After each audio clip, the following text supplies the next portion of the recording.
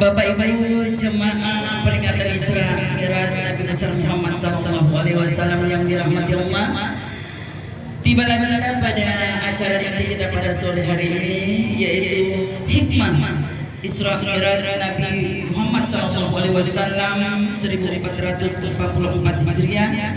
Kami undang dengan hormat Bapak Dr. Abdul Ghani Juman MAG. Kami mohon perkenan setelah menyampaikan hikmah ditutup ataupun diakhiri dengan doa. Untuk kita dengan hormat silakan.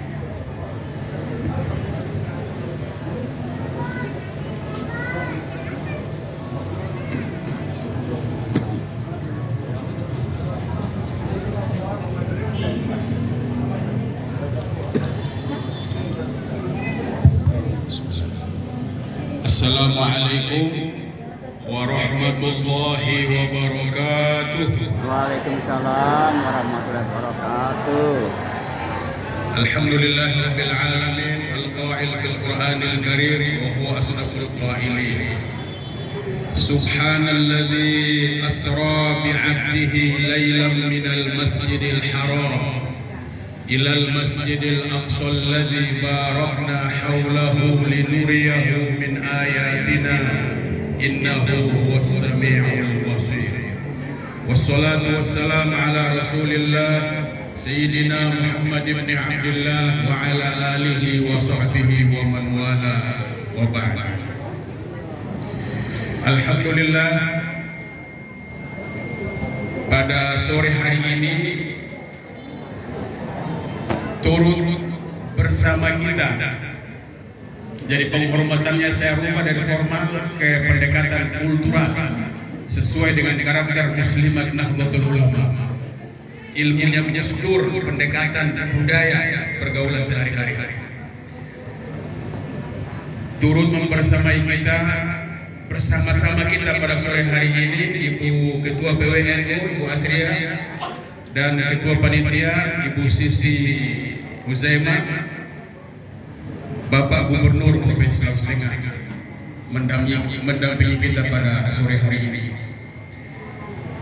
Tadi beliau mengatakan saya bersama beliau prajabatan.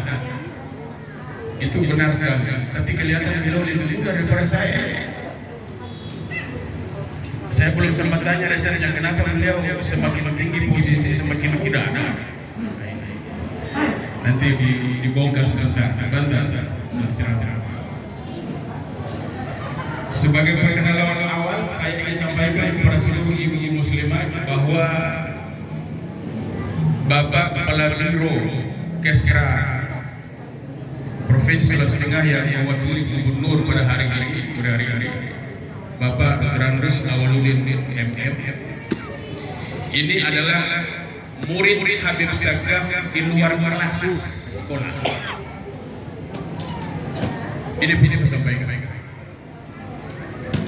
Adalah murid Habib Sagaf bin Muhammad Al-Jufri Al-Marhum, Ketua Utama Al-Khairat kemarin, di luar kelas sekolah.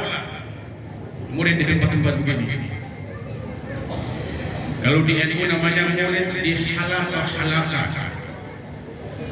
madrasah halaqah.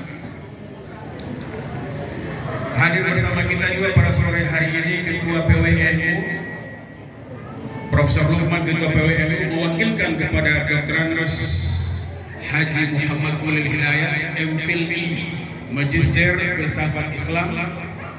Kita doakan Pak Ulil ini salah satu calon kuat dekan Fakultas Usuluddin UIN atau Karamatau. Amin. Saya tahu karena saya mantan dekan Fakultas Syariah, jadi saya tahu siapa calon dekan.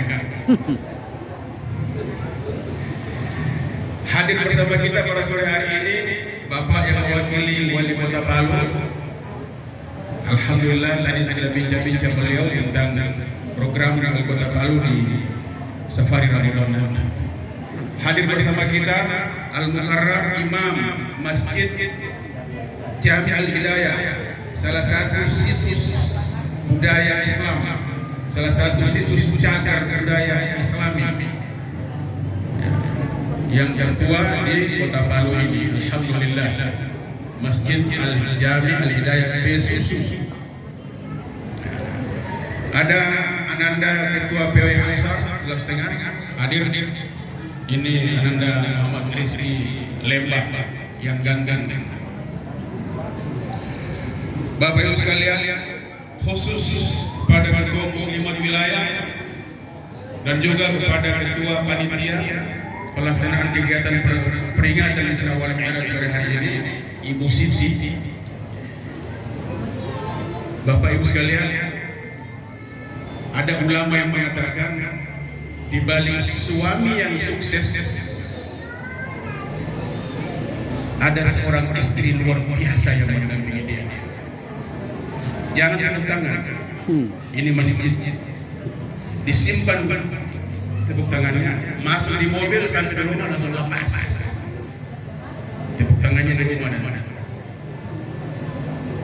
Di balik seorang suami yang sukses di dalam seluruh aktivitasnya, dipastikan 100% tidak dikurangi, ada seorang istri yang luar biasa yang mendampingi dia. Sebelum saya lanjut, saya mau tanya, ibu-ibu setuju? Ibu yang mewakili kader agama, Ibu Lili setuju ya? Ibu Lili kuat dia bagi ibu. Ibu Lili ini salah satu kepala bidang di Kementerian Agama Provinsi Sulawesi Tenggara. Tapi sebaliknya, biar adil, keadilan gender, di samping di balik seorang istri yang sukses pasti ada suami yang luar biasa. Kalau tadi istri yang hebat, ini suami yang luar biasa, bukan suami yang biasa-biasa. Jadi di balik Ibu Siti Uzaimah ada Pak Adi Pitoyo yang luar biasa. Sengaja saya tidak hormat siapa di awal tadi karena ada paket khususnya ini. Beliau ada di sini. Di semua kegiatan muslimat NU saya ikuti, saya tidak bisa lagi hitung berapa kali dari mulai bertemu dengan tante corona COVID-19 kemarin. Pasti saya bertemu dengan Pak Adi Pitoyo di sini. Jadi Bapak Ibu sekalian, saya berkewajiban menyampaikan, kalau seandainya Bapak Ibu menyaksikan Pak Adi Pitoyo bertarung dalam sebuah perhelatan, mungkin menjadi seorang pemimpin, tolong diperhatikan benar. Ibu harus pastikan satu rumah dengan Pak Adi Pitoyo. Saya sampaikan ini penting, ini bukan urusan berkaitan dengan politik, tidak, tapi ini penting sekali. Kalau kita memilih pemimpin itu, jangan nanti ada momen-momen ini baru dia tampil mengurus agama, mengurus masjid, mengurus musalla, mengurus majelis ta'lim. Jangan pilih pemimpin seperti itu pemimpin musiman namanya. Setuju Ibu Haji? Ibu sesepuh kita ya, mohon maaf saya sudah bersahabat tadi. Tapi pilih pemimpin yang sudah mempersiapkan sendi-sendi kegiatan keagamaan sejak semula, sebelum ada momen Isra wal Mi'raj, sebelum ada momentum Maulid Nabi, sebelum ada momentum Nuzulul Quran dan hari-hari besar Islam yang lain. Dia sudah mempersiapkan berbagai macam sarana prasarana untuk memungkinkan ibu-ibu tampil melaksanakan syiar Islam di sana. Itu orang seperti Pak Awaludin. Tadi yang mewakili gubernur ini. Ini Pak Awaludin ini hampir saya sebut dengan bapaknya masjid. Setiap pembangunan masjid di Palu ini ada Pak Awaludin di situ, saya pastikan.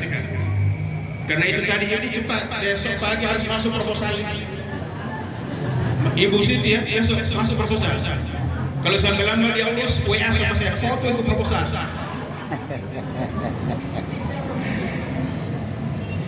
Itu faktanya Masjid Jami Talise, Jalan Temulututu itu. Siapa yang sangka masjid itu bisa dibongkar seperti itu, bisa direhab, dan hasil rehabnya sangat cantik sekali. Tadi barusan dia lapor sama saya lagi. Dia bilang menaranya sudah selesai. Padahal saya sudah lewat berkali-kali. Memang saya tahu sudah selesai itu menara. Jadi kita pilih pemimpin Bapak Ibu sekalian yang hatinya mu'allaqun bil masajid, yang hatinya terpaut ke masjid. Itulah orang-orang seperti Pak Awaludin dan Pak Adi Bitoyo. Begitu juga bapak-bapak kita yang lain, kita lihat mereka di mana aktivitas. Ini penting Bapak Ibu sekalian. Kama takununa yuwalla ilaikum. Sebagaimana watak kamu hai masyarakat, wahai ibu-ibu, wahai ibu majelis ta'lim, begitu juga nanti pemimpin akan diangkat memimpin kalian. Karena yang memilih pemimpin itu adalah ibu-ibu sendiri. Jadi kalau ibu-ibu memilih pemimpin dari, oleh dan karena keimanan kepada Allah Subhanahu wa taala, maka akan muncul juga pemimpin dari niat seperti itu. Sebaliknya kalau ibu memilih pemimpin dari dan oleh karena atas nama fulus wal nugur, akan tampil pemimpin seperti itu. Kalau tidak percaya, tanya sama Mbak. Ini Mbak saya berteman sudah 35 tahun yang lalu. Saya tidak lupa Mbak. Moro Seneng. Moro seneng. Sengaja saya simpan nama itu. Ini bukan Mbak, siapa ini? Banyaknya Mbak di sini. Moro Seneng, saya sudah berteman 35 tahun yang lalu, bertetangga di Jalan Ganaga. Jalan Naga. Ini baik. Jadi kalau pesan ada acara-acara besar, Moro seneng. urusan mie dan seterusnya, datang ke Moro Seneng. Ada apa dengan Isra wal Mi'raj? Saya tidak panjang ceramah. Tadi di depan itu sudah hikmah-hikmahnya itu. Ada apa dengan Isra wal Mi'raj? Bapak Ibu sekalian, sudah banyak kita mendengar penjelasan tentang hikmah Isra wal Mi'raj Nabi besar Muhammad sallallahu alaihi wasallam. Ibu-ibu muslimat di teras pemain hadrat tadi, tolong palingkan wajahnya ke mimbar ceramah.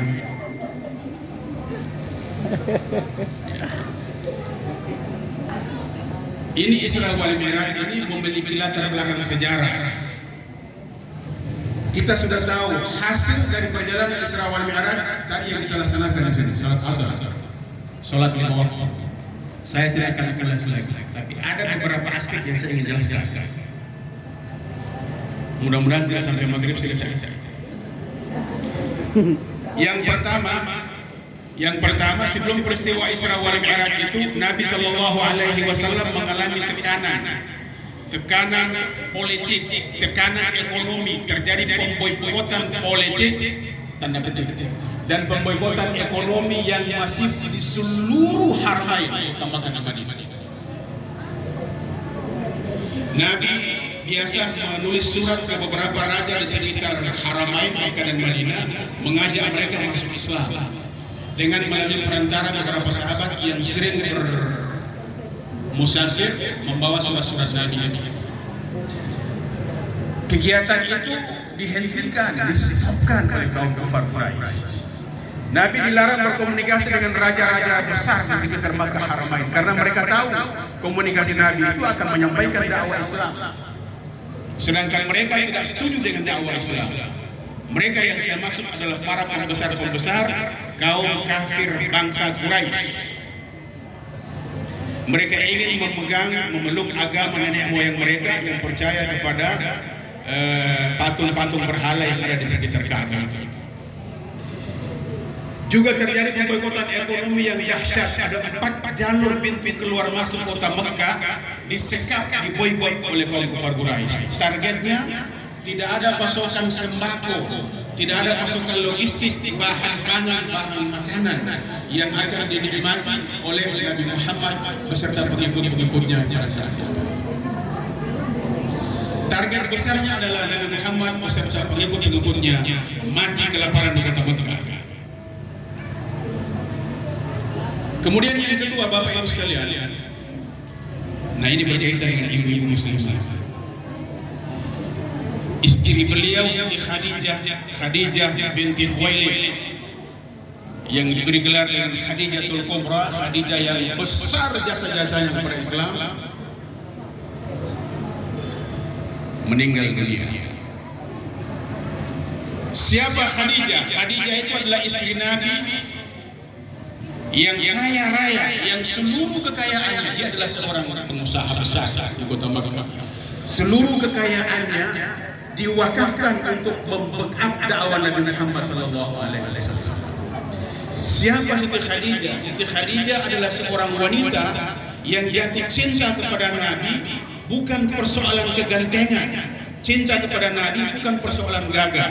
Dia cinta kepada Nabi, jatuh cinta kepada Nabi karena akhlak dan kejujuran Nabi Muhammad sallallahu alaihi wasallam. Ibu beri catatan yang terakhir tersebut. Jadi bilang sama anak gadisnya di rumah, bilang sama anak cowoknya di rumah, kalau jatuh cinta kepada cewek ya cowok, dan kalau cewek jatuh cinta kepada cowok, jangan lihat ini. Jangan. Bangkrut pada satu waktu nanti dengan itu. Saya pastikan 90% bangkrut dengan itu. Lihat akhlak dan moralnya, kejujurannya. Dia berbisnis dengan Nabi Muhammad sallallahu alaihi wasallam sebelum Nabi diangkat menjadi nabi dan rasul. Barang dagangannya melimpah ruah, berlipat ganda, mendapat keuntungan besar, omsetnya semakin bertambah. Dan Nabi Muhammad setiap pulang dari berdagang, puluhan kali itu terjadi, dia melaporkan apa adanya, dibuka keuntungan apa adanya kepada Khadijah. Dari situ Khadijah jatuh cinta dan melamar Nabi. Jadi yang melamar Nabi bukan Nabi, Khadijah yang melamar Nabi. Karena itu tradisi agama ini berlaku di Padang. Ada ibu-ibu dari Padang, di Padang sana keluarga perempuan yang melamar laki-laki. Jadi kalau ibu-ibu saya ina-ina ku kaili to kaili, kalau seandainya ada laki-laki yang disukai, dekatkan pendekatan nego. Walaupun pada akhirnya yang melamar rajal, lamar harim, lamar laki-laki yang melamar perempuan.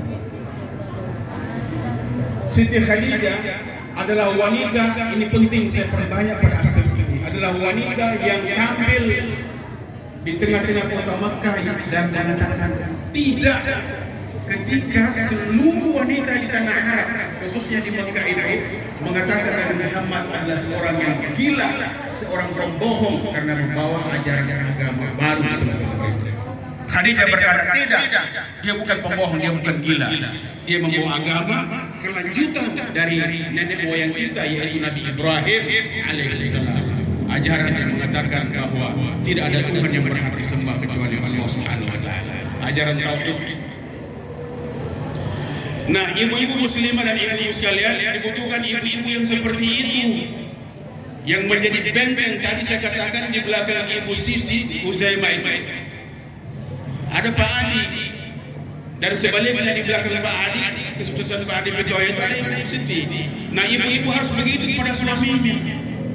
Ketika ibu-ibu sadar suaminya sebagai apapun, pejabat di pemerintahan, berjuang di bidang politik, di bidang pemerintahan, dosen di kampus, mubalik, pengusaha, selevel apapun usahanya itu, ibu-ibu yakin bahwa usahanya untuk kemaslahatan rumah tangga dan untuk kebaikan banyak orang, membawa kemaslahatan bagi banyak orang.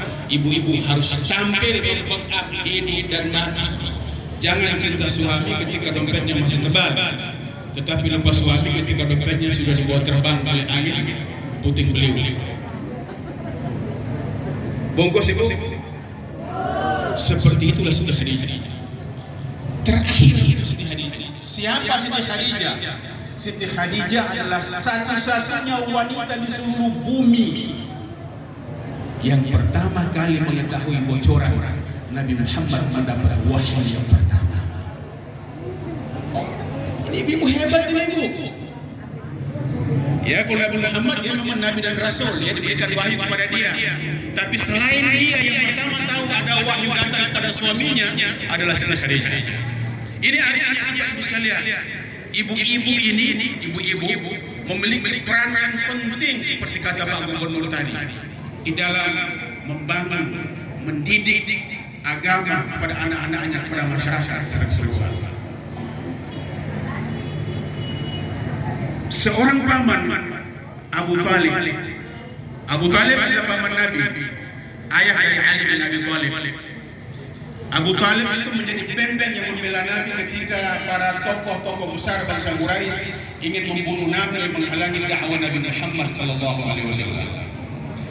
Ada 3 tokoh besar Tritunggal di tanah Arab ketika mereka belum masuk Islam. Khalid bin Walid, Sufyan bin Harb, Umar bin Khattab. Sejarah mencatat setelah mereka menjadi provokator besar di tanah Arab, masuk Islam. Ketika menjadi provokator, begitu mereka merencanakan membunuh, menghentikan, mencederai Nabi Muhammad, terus datang berita kepada mereka bahwa saat ini ada Abu Talib, ayahnya Ali bin Abi Talib, di samping ponakannya Muhammad. Maka rencana makar yang mereka rencanakan tadi, rencana pembunuhan, buyar, batal. Artinya apa? Abu Talib itu memiliki wibawa yang luar biasa di kota Makkah, Bapak Ibu sekalian. Abu Talib pemegang 2 kunci. Ini ibu-ibu sudah umrah semua, sudah haji. 2 kunci. Kunci apa? Kunci Ka'bah, Baitullah, itu dipegang oleh Abu Talib pada waktu itu. Dan kunci Ma'u Zamzam, air Zamzam. Dari sejak Nabi Ibrahim sampai hari ini, jam sekarang ini, tidak ada sumber mata air yang lebih besar di kota Makkah kecuali air Zamzam. Nah, bayangkan pada saat itu yang memegang kuncinya adalah Abu Talib. Ini merupakan kelanjutan kepenguasaan kepemilikan dari Nabi Ibrahim alaihissalam sampai kepada Abu Talib paman Nabi. Jadi Abu Talib memiliki wibawa yang luar biasa di kota Makkah, meninggal dunia. Sudah 3 ujiannya tadi ya. Pemboikotan ekonomi, pemboikotan politik, istri meninggal dunia, paman meninggal dunia, dan yang terakhir adalah wahyu Al-Quran, 30 juz Al-Quran itu 114 surah. Waktu itu baru 10 surah turun. Ketika itu tiba-tiba berhenti turun, baru 10 surah berhenti turun. Pada surah yang ke-10 berhenti turun antara 12 sampai 40 hari. Nabi Muhammad menyatakan dalam beberapa hadis, tidak ada kedukaan yang pernah dia alami paling berat kecuali ketika wahyu Al-Quran berhenti turun. Ibu sekalian, ceramah koma sampai di sini. Koma. Nanti undang lagi saya, Ibu Muslimat. Undang lagi. Karena ada sambungannya. Saya lihat ibu-ibu ini padahal baru jam berapa ini? Belum. Ya, lagi 10:30 tapi saya lihat ibu-ibu ini, saya lihat wajah-wajah Tobuki, Tokaili, Jawa, tapi matanya sudah mata Korea, Cina. So mengantuk. Ibu sekalian, apa yang saya ingin katakan di akhir ceramah ini, ujian berat ini menjadi latar belakang Nabi Muhammad diundang Isra wal Mi'raj, dan ternyata yang diberikan adalah sholat 5 waktu. Apa artinya? Apa artinya? Untuk mendapatkan sholat 5 waktu, ternyata Nabi diuji dengan ujian yang paling berat, melampaui kemampuannya menghadapi ujian ini. Tapi setelah Allah tahu bahwa itu adalah ujian yang sangat berat bagi Nabi, maka Allah berikan kado resep mengatasi ujian seberat apapun, yaitu sholat 5 waktu. Jadi kalau ibu-ibu menghadapi berbagai masalah, ibu, depresi, stres dan seterusnya, mungkin masalahnya dari suami, masalahnya dari istri, dari anak, dari relasi bisnis, komunikasi dan segala macam dalam kehidupan sehari-hari, jangan ibu-ibu pergi ke tempat-tempat yang tidak sepantasnya. Jangan bapak-bapak pergi ke kafe, ke warung kopi. Mohon maaf, saya punya teman gubernur suka warung kopi, tapi bukan untuk kebutuhan ini maksudnya, untuk menjalin silaturahmi di sana. Ini untuk mereka-mereka yang melampiaskan stres depresinya di tempat-tempat yang tidak nyaman. Jangan Bapak Ibu sekalian kalau menghadapi masalah itu. Kemana? Ambil air wudhu, buka sajadah, salat. Itu maksudnya. Nah, ini mesti diwariskan kepada anak-anak kita. Pastikan ibu-ibu bertekad, berniat sekuat-kuatnya sebelum keluar dari Masjid Jami Al-Hidayah ini. Sholat 5 waktu dipastikan menjadi cahaya, menjadi khazanah, menjadi pemandangan, menjadi kebiasaan dalam rumah tangga kita masing-masing. Dan bapak serta ibu adalah contoh dalam rumah tangga yang bisa diadopsi dan diikuti oleh anak-anak kita. Kalau kita ingin anak-anak kita terbiasa dengan sholat, maka lakukanlah pembiasaan kepada mereka, dan pembiasaan itu dimulai dengan contoh yang dicontohkan, diperlihatkan oleh bapak dan ibunya. Demikian, semoga ada manfaat. Adanallahu iyyakum ajma'in. Wallahul musta'an. Wallahul muwaffiq ila aqwamit thariq. Wassalamu alaikum warahmatullahi wabarakatuh. Doa. Doa kan? Iya, iya.